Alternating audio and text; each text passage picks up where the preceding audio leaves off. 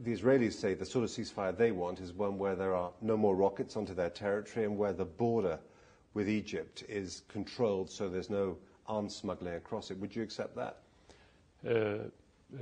Stop launching rockets means stop assassinating Palestinians by your helicopters and airplanes.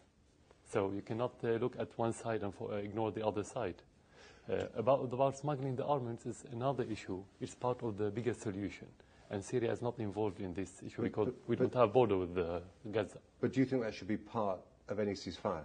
Yeah, of course. We will support ceasefire. We've been working with many countries, including the French, for this ceasefire.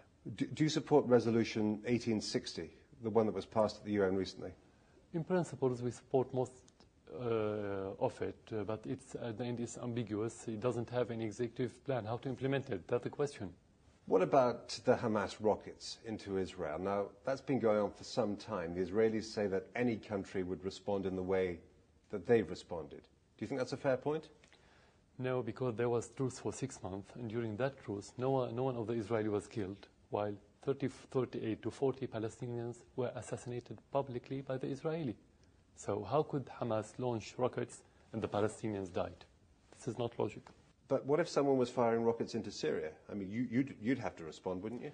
Yeah, but it's not about only sending rockets. What if you have embargo? Embargo is a war, not military war. When the people are going to die and they have to choose between dying slowly and dying fast, no, they're going to die fast. Now, Syria offers a base to the exiled political leader of Hamas, Khaled Mashal. You must have influence with him. Are you pushing him to accept a ceasefire? We don't push anyone. We make dialogue. And they accepted the ceasefire.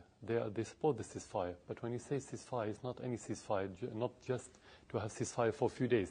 You want it to be sustainable. Sustainable means you have certain requirements should be available in order to have the ceasefire.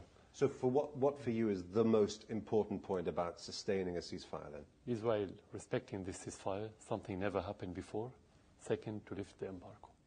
Without this, you won't have sustainable ceasefire.